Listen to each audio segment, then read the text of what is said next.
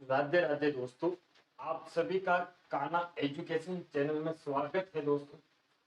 हमने दोस्तों कल जो क्लास पढ़ी थी उस क्लास के अंदर हमने वर्णमाला के अंदर हमने वर्ण की चर्चा की थी दोस्तों। वर्ण को हमने दो भागों में बांटा था, पहला स्वर और दूसरा व्यंजन। स्वर को हमने कहा था कि स्वर की परिभाषा हमने बताई कि स्वर किसे कहते हैं। तो हमने यह बताया कि जो स्वर है इसको बोलने के लिए हमें किसी और अन्य वर्ण की आवश्यकता नहीं होती है, यानी कि यूं कहे हम जो स्वर है इसका उच्चारण हम स्वतंत्र रूप से कर सकते हैं। और व्यंजन व्यंजन को हमने बताया कि जो व्यंजन है इसके उच्चारण के लिए हमें किसी अन्य वर्ण की आवश्यकता होती है, यानी यूं कहे जो व्यंजन है इस व्यंजन के उच्चारण के लिए हमें स्वर की आवश्यकता होती है। व्यंजन मूल रूप से स्वर रहित होता है दोस्तों। व्यंजन मूल रूप से स्वर रहित कैसे होता है मैं बताऊं दोस्तों आपको।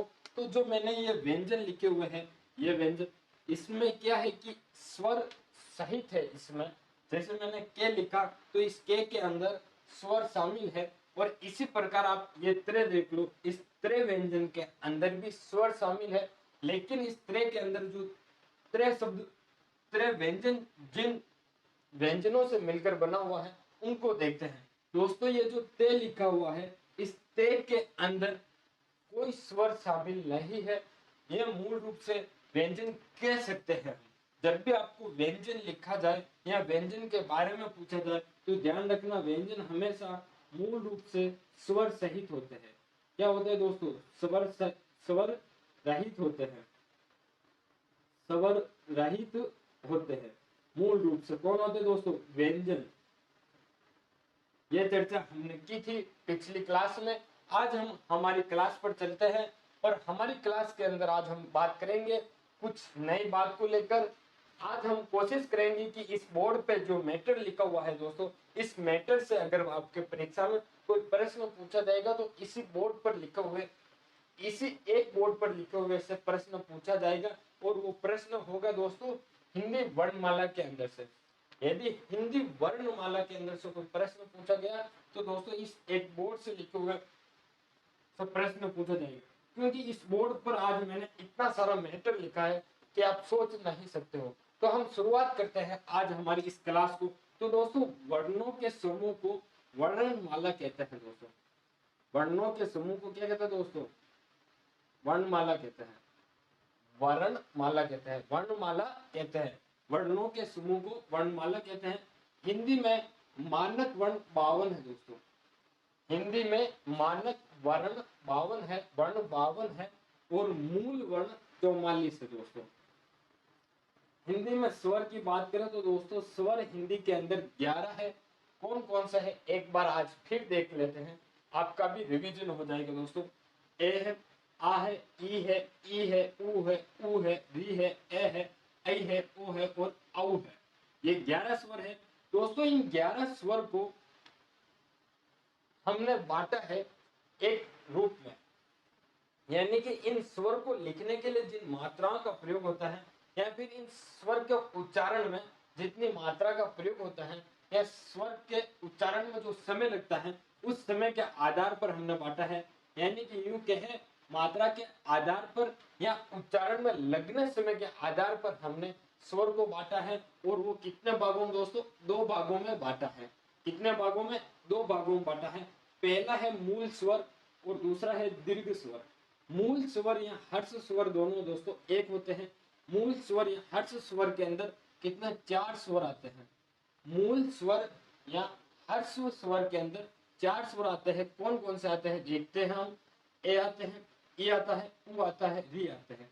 यदि आपसे पूछ ले कि इनमें से मूल स्वर कौन सा है या इनमें से मूल स्वर नहीं है, तो आप छांट सकते हो दोस्तों, हर्ष स्वर भी छांट सकते हो। दीर्घ स्वर आ, ई, उ, ए, ऐ, ओ, औ, यह दीर्घ स्वर है दोस्तों। एक मैंने लिखा है संयुक्त स्वर। दोस्तों संयुक्त स्वर को मैं बताऊं तो जो स्वर है, स्वर आपस में मिलकर संयुक्त स्वर बनते हैं। वो कैसे बनते हैं दोस्तों?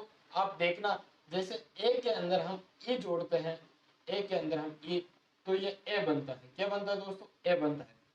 यानी कि जो स्वर है, स्वर प्लस स्वर के मेल से जो स्वर बनता है उसे संयुक्त स्वर कहते हैं दोस्तों। और संयुक्त स्वर कितना है दोस्तों? 4 संयुक्त स्वर है। संयुक्त स्वर 4 है, ए है, आई है, ओ है और औ है। ठीक है दोस्तों। अब हम बात करते हैं अयोगवाह। स्वर 11 होते हैं, हमने बात कर ली। अब हम बात करते हैं दोस्तों अयोगवाह के ऊपर। अयोगवाह कितने होते हैं दोस्तों? तो अयोगवाह 2 होते हैं। पहला होता है अनुस्वार या अनुनासिक। अनुस्वार का दोस्तों जो तद्भव रूप होता है, इस अनुस्वार का जो दोस्तों तद्भव रूप, ये तद्भव रूप ही अनुनासिक होता है। अनुस्वार का तद्भव रूप ही अनुनासिक होता है, इसलिए इसे एक गिना जाता है। अनुस्वार या अनुनासिक है। दूसरा है दोस्तों विसर्ग, यानी कि इससे अनुस्वार या अनुनासिक के रूप में कैसे लिखे जाते हैं तो ध्यान रखना, यह तो है अपने अंग और यह है अह, अंग और अह। ठीक है दोस्तों, यह है। और इन स्वर से हम कभी दोस्तों कोई शब्द का प्रारंभ करते भी है, नहीं भी करते, ये अलग बात है। ये जो है दोस्तों अंग और अह, ये क्या है दोनों दोस्तों? अयोगवाह है। ध्यान रखना, अयोगवाह इस प्रकार से भी पूछ ले या इस प्रकार से अनुस्वार, अनुनासिक या विसर्ग, इस प्रकार से भी पूछ ले, जैसे भी पूछे हमें तो उत्तर के लिए तैयार रहना है। मैंने कहा था कि आपको इस बोर्ड से एक प्रश्न हिंदी वर्णमाला का कंप्लीट कराऊंगा आपके बीएसटी एग्जाम 2023 के अंदर। तो दोस्तों आप क्लास पूरी देखें, बहुत ही रोचक क्लास है ये दोस्तों। हमने बात की थी कि अयोगवाह, अयोगवाह 2 प्रकार के होते हैं दोस्तों, एक तो अंग, एक वो होता है अह। ठीक है दोस्तों, इसे हम यदि अनुस्वार के हैं, अनुनासिक के हैं या विसर्ग, आपको नाम 3 दिख रहे हैं, लेकिन अनुस्वार और अनुनासिक दोस्तों ये दोनों एक है। क्या है? दोनों एक है और विसर्ग एक अलग है। ठीक है, अब हम बात करते हैं दोस्तों व्यंजन। व्यंजन है हमारे पास 33, व्यंजन है हमारे पास 33। 11 स्वर, 2 अयोगवाह, 11 और 2 13, 13 और 33 दोस्तों होते हैं 46। और हम आगे बढ़ेंगे तो 52 तक पहुंचेंगे। ठीक है दोस्तों, मैंने कहा था मूल वर्ण 44। मूल वर्ण के अंदर पूछ लिया जाए तो क्या क्या आता है तो ध्यान रखना दोस्तों, मूल वर्ण के अंदर हमेशा स्वर प्लस व्यंजन आता है, स्वर प्लस व्यंजन आता है, इसके अलावा और किसी का योग नहीं आता है। ठीक है, 11 और 33 44 होता है दोस्तों। जो व्यंजन है, इन व्यंजन को हमने अलग अलग टुकड़ों में बांटा है। व्यंजन कितने 33 है, इनको हम अलग अलग टुकड़ों में बांटे हैं। कैसे बांटे वो देखते हैं दोस्तों। पहले मैंने बनाया है दोस्तों, आपने देख रहे होंगे वर्ग, ये मैंने एक वर्ग बना रखा है दोस्तों, इस प्रकार से वर्ग बनाए मैंने, यह वर्ग बनाए मैंने, यह वर्ग है संख्या 1, संख्या 2, संख्या 3, संख्या 4, 5 दे रखे दोस्तों। ये जब आपको आगे पढ़ेंगे तब पहला, दूसरा, तीसरा, चौथा, पांचवा, यानी कि जो वर्ग है, वर्ग का पहला, दूसरा, तीसरा, चौथा, पांचवा वर्ग कौन सा? के वर्ग के 5 अक्षर, चे वर्ग के 5, टे वर्ग के 5, ते वर्ग के 5, पे वर्ग के 5, यानी कि के, खे, गे, अंगे, अंगे, चे, छे, जे, ये, टे, ठे, डे, अने, ते, थे, दे, ने, पे, फे, बे, में। ये क्या है कि एक वर्ग बना रखा है दोस्तों। तो हम इन्हें क्या कहते हैं? वर्गीय व्यंजन कहते हैं। क्या कहते हैं दोस्तों? वर्गीय व्यंजन कहते हैं। और इन्हें हम स्पर्शी व्यंजन भी कहते हैं। क्या कहते हैं दोस्तों? स्पर्शी व्यंजन। और ये वर्गीय व्यंजन या स्पर्शी व्यंजन कितना दोस्तों? 25 है। ध्यान रखना कितना है ये वर्गीय व्यंजन या स्पर्शी व्यंजन, कितना दोस्तों? 25 है। ध्यान रखना, व्यंजन यहां लिख देता हूं 33 व्यंजनों को। ये तो हुए आपके व्यंजन 33। ये स्पर्शी व्यंजन या वर्गीय व्यंजन पूछ ले तो 25 है। कौन कौन से है? के वर्ग है, चे वर्ग है, टे वर्ग है, ते वर्ग है, पे वर्ग। इनके पूरे के पूरे जो व्यंजन है वो पूरे के पूरे है। ठीक है दोस्तों, अब हम आगे बढ़ते हैं। व्यंजन 25 पढ़ने, 8 और पढ़ने दोस्तों। 8 कौन से पढ़ने? ये, रे, ले, वे, से है। तो इन व्यंजन को भी हमने बांटा है। ये एक वर्ग के रूप में नहीं आते हैं, इसलिए हम इन्हें ए वर्गीय व्यंजन कहते हैं। और ए वर्गीय व्यंजन दोस्तों कितने हैं? 8 है। ए वर्गीय व्यंजन कितने हैं दोस्तों? 8 है। और ये वर्ग के अंदर नहीं आने के कारण हम इन्हें अवर्गीय व्यंजन भी कहते हैं।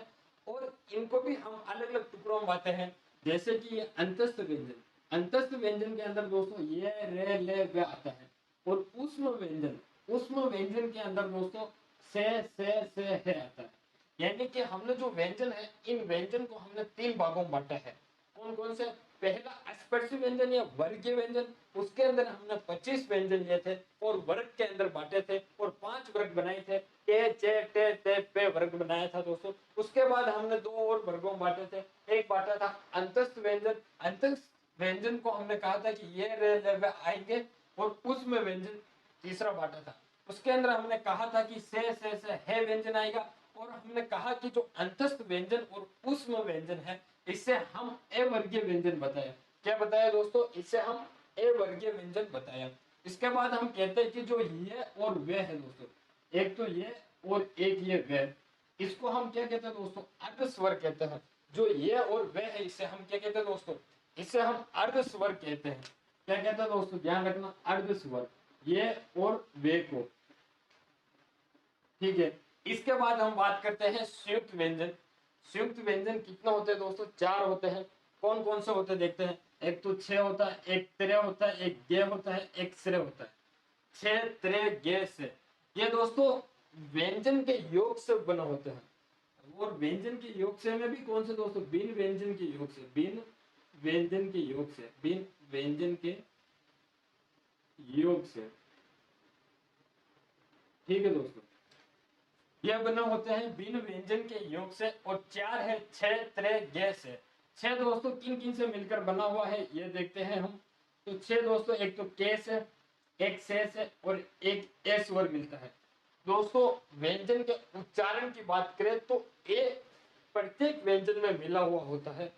जब हम उसका उच्चारण करते हैं, जिस प्रकार से ये देखिए व्यंजन के खे गे गे गे, अंगे चे छे जे जे, ये टे ठे डे डे, अने ते थे दे, पे फे बे, इन सभी व्यंजन के अंदर ये रे ले वे से है। इन व्यंजन को मैंने लिखा और इनका उच्चारण किया तो दोस्तों इसमें सभी में ए मिला हुआ है।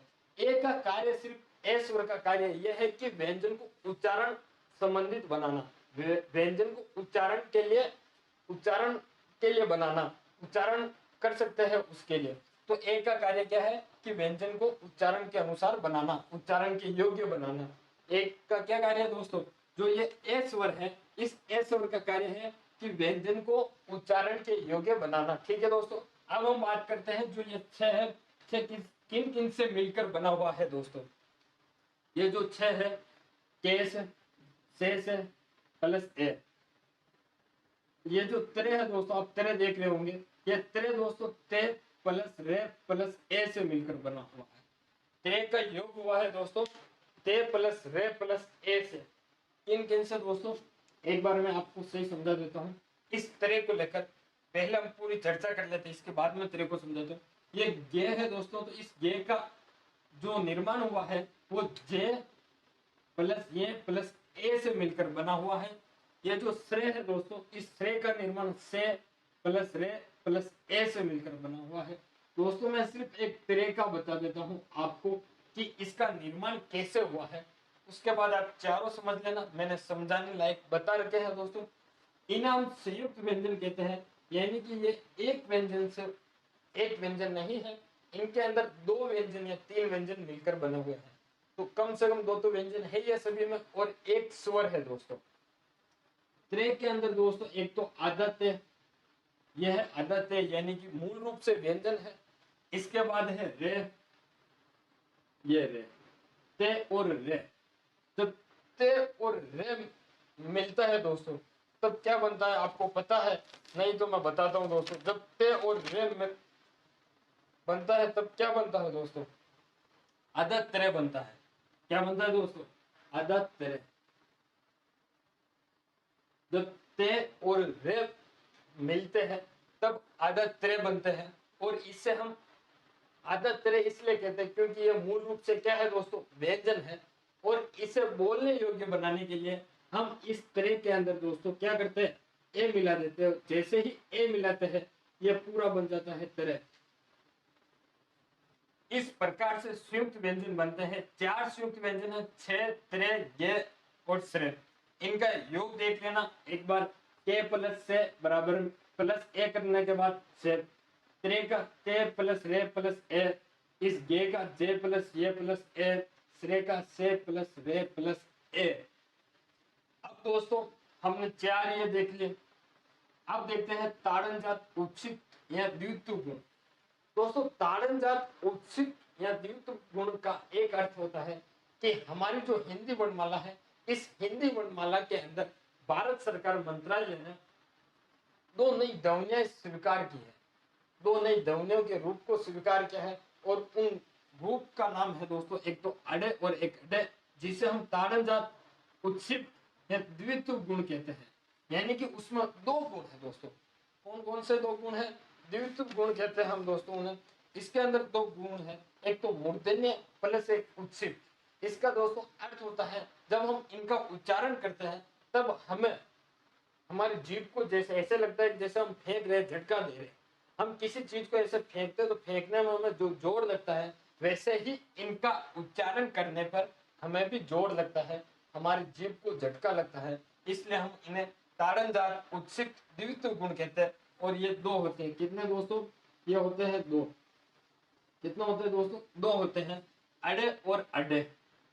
उच्छित ताड़न जात द्वित्व गुण के बारे में पूछ ले तो कितने होते हैं दोस्तों? 2 होते हैं। कौन कौन से? अडे और अडे। इनकी 2 विशेषता है दोस्तों, ध्यान रखना। वो विशेषता कौन सी है? तो पहली विशेषता की हम बात करें तो ये स्वर रहित नहीं होते हैं दोस्तों। हमने जो डे और डे देखा, इसको हम स्वर रहित करते हैं तब जाके ये मूल व्यंजन बनते हैं। जब हम इन्हें स्वर रहित करते हैं डे और डे को, तब जाके ये मूल व्यंजन बनते हैं। लेकिन हम इन्हें स्वर रहित नहीं कर सकते हैं। यानी कि हम इनके नीचे जो हल चिन्ह है, जो हलंत का चिन्ह है, वो हम नहीं लगा सकते। क्या नहीं कर सकते दोस्तों? जो हम हलंत का चिन्ह लगाते हैं इनके नीचे, वैसे हम इनके नहीं लगा सकते। यानी कि ये स्वर रहित नहीं होते हैं और नए शब्द का प्रारंभ नहीं कर सकते दोस्तों। अडे और अड्डे से हम किसी नए शब्द का प्रारंभ नहीं कर सकते। जिस प्रकार से इस डे से हम डमरू का निर्माण करते हैं, जिस प्रकार से इस डे से हम ढक्कन का निर्माण करते हैं, उस प्रकार से हम अडे और अड्डे का निर्माण नहीं कर सकते हैं। और ये अडे और अड्डे दोस्तों, इस डे के आगे अडे आएगा, इस डे के आगे अड्डे आएगा, यहाँ लिखा जाता है दोस्तों। ठीक है, अब हम बात करते हैं कि जो हमारे वर्ण पूछ ले परीक्षा के अंदर कि सर आपने तो हमें हिंदी के अंदर जो मानक वर्ण 52 बताए, मूल वर्ण 44 बताए, अब हमें परीक्षा में पूछ ले तो क्या करें? यहाँ आपने स्वर 11 बताए, अयोगवाह 2 बताए, व्यंजन 33 बता दिए, फिर इसके अंदर विभाजित करके अलग अलग बता दिए, फिर आपने संयुक्त व्यंजन 4 बता दिए, ताड़न जात 2 बता दिए। तो अब हम परीक्षा के अंदर वर्ण पूछ ले तो क्या लिखे, मूल वर्ण पूछ ले तो क्या लिखे, सिर्फ आपको मानक वर्ण पूछ ले तो क्या लिखे, पूर्ण वर्ण पूछ ले तो क्या लिखे। तो दोस्तों घबराना नहीं है। यदि परीक्षा के अंदर आपको वर्ण पूछ ले या मूल वर्ण पूछ ले तो आपको क्या करना दोस्तों? वर्ण पूछ ले या मूल वर्ण पूछ ले तो आपको 44 करना है। कितना दोस्तों? वर्ण पूछ ले, मूल वर्ण पूछ ले तो आपको 44 करना है। इन 44 के अंदर हमेशा स्वर और व्यंजन मिले हुए होते हैं। स्वर और व्यंजन, स्वर 11 प्लस व्यंजन 33, यानी कि 44 करना है। यदि आपको वर्ण और मूल वर्ण पूछ ले, यदि आपको परीक्षा के अंदर दोस्तों कुल वर्ण पूछ ले या फिर मानक वर्ण पूछ ले तो आपको क्या करना है दोस्तों? 52 करने हैं। कुल वर्ण या मानक वर्ण पूछ ले तो आपको 52 करने हैं। 52 करने के लिए आपको मैं एक बार 52 की 52 गिनती याद दिला देता हूँ दोस्तों। स्वर 11 और अयोग वाक 2, 11 और 2 13, 13 और 33 दोस्तों 46। 46 के बाद हम चलते हैं दोस्तों 4 50, 50 और 2 दोस्तों कितने हुए? 50 2 ताड़न जात 52 हुए। तो हुए कि नहीं हुए दोस्तों? 52 वर्णमाला के मानक वर्ण। दोस्तों यदि आपको क्लास पसंद आई हो तो क्लास को लाइक करें और हमारे चैनल से जुड़े दोस्तों। यदि आप इसी प्रकार से कम समय में आपका सिलेबस और अधिक मैटर पढ़ना चाहते हो और समझना चाहते हो तो हमारे चैनल को एक बार सब्सक्राइब जरूर करें दोस्तों। कान्हा एजुकेशन चैनल को। दोस्तों ये नोट्स आपको फ्री में भी उपलब्ध होंगे। यदि आप कान्हा एजुकेशन टेलीग्राम में जाकर सर्च करते हो तो वहां हमारा कान्हा एजुकेशन नाम का ग्रुप मिलेगा और आप वहां से जाकर जुड़िए। आपको वहां टॉपिक होने के बाद नोट्स मिल जाएंगे, हमारे द्वारा लिखित नोट्स। धन्यवाद दोस्तों, आपका बहुत बहुत।